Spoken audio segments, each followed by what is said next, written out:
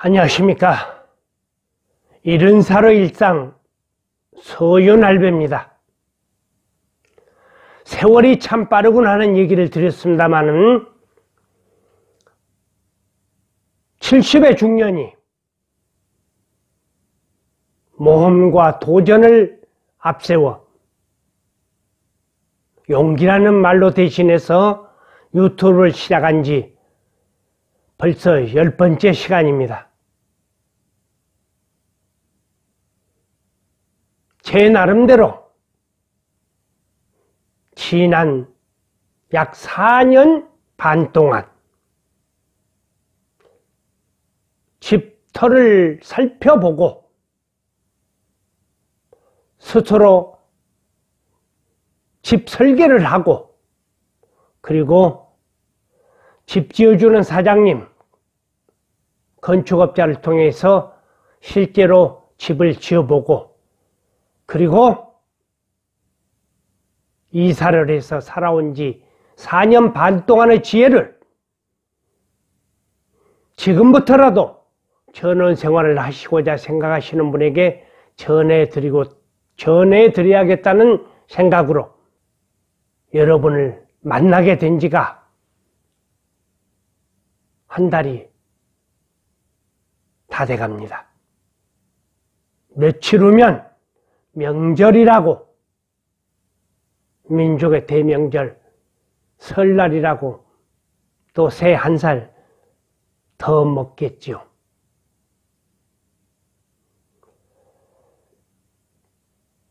지금까지 제 나름대로 가지고 있던 모든 경험을 총동원해서 전원생활에 대한 말씀을 올렸습니다. 10번째 올리면서 좋아요와 구독 한번 눌러주셨으면 좋겠다는 말씀을 드리면서 70살의 일상 서윤할배 응원 한번 주시도록 부탁 말씀드립니다. 자, 전 시간에 이왕에 시골로 왔으니까 농업인이 되어서 농업인이 받을 수 있는 혜택을 보았으면 좋겠다는 얘기를 했습니다마는, 오늘은 그 농업인의 자격, 즉 농업인이 될 수 있는 기준은 무엇인가, 여기에 대해서 말씀드리고자 합니다.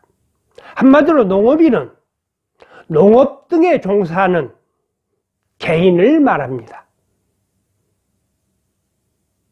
가장 쉬운 예로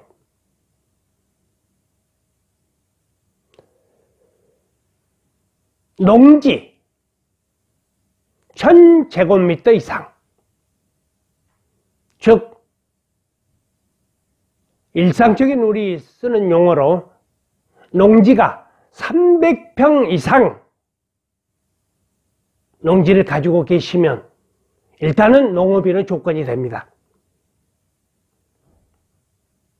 그러니까 300평 이상의 농지를 직접 농작물을 재배하는 경우 농업인이 될 수 있습니다.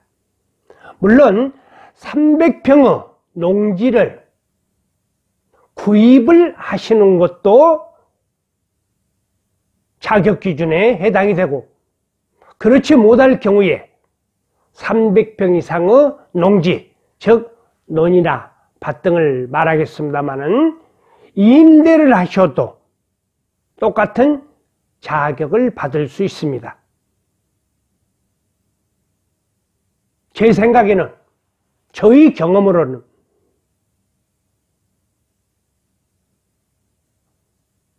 논을 한번 구입해 보시면 어떻겠냐는 생각입니다. 처음에 저도 농지원부, 즉 농업인의 자격을 얻어야 된다는 얘기를 주변에서 많이 듣고 300평 이상의 밭을 사려고 여러 곳을 돌아다녔습니다. 밭이 nom보다 관리하기 쉬울 거라는 생각에서였습니다. 그러다가 여러 사람들의 얘기를 종합해 보니까 논을 구입하는 것도 괜찮겠다 싶어서 약 1500제곱미터 500평이 조금 못 되는 논을 구입을 했습니다. 그리고 직접 자경 제 손으로 농사를 짓기 시작했습니다. 농사를 지어보니까 친환경, 지금은 이제 유기농 농업으로 전환 단계입니다만은 친환경 농업이라는 것이 있어서 농사를 짓는데 여러 가지로 지원도 해주고 도움도 받을 수 있었습니다. 그러니까 우리가 지난 시절에 농사 짓던 것보다는 훨씬 일손도 덜하고 경비도 덜 들면서 농사를 지을 수가 있다는 얘기입니다. 유기농 농업 신청을 하게 되면 가장 먼저 시작되는 일이 우렁이, 즉 논의 잡초를 없애는 가장 좋은 요건으로 우렁이를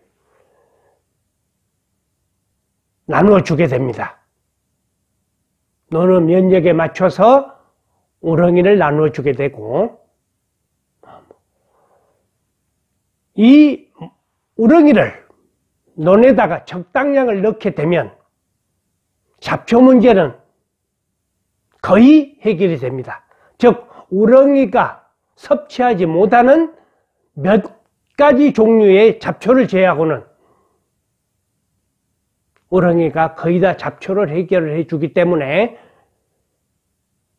유기농, 즉 친환경과 유기농은 상당한 차이가 있습니다만은 지금부터 저는 이제 친환경이라는 말 대신에 유기농이라는 말을 쓰겠습니다. 지금 유기농으로 전환 단계에 있기 때문입니다. 가장 쉽게 말하면 친환경 농업은 어느 선까지의 농약이나 화학 비료를 사용할 수 있는 그러한 여유를 주었습니다마는 유기농 농업에서는 이러한 화학 비료나 농약 등을 거의 쓸 수가 없습니다. 앞으로 농업은 유기농 농업으로 전환이 되는데 일단 우렁이의 도움을 받으시고, 그리고 모짜리라든지 모짜리를 하기 위해서 여러 가지로 고생이 많은데 요즘에 모짜리는 농협에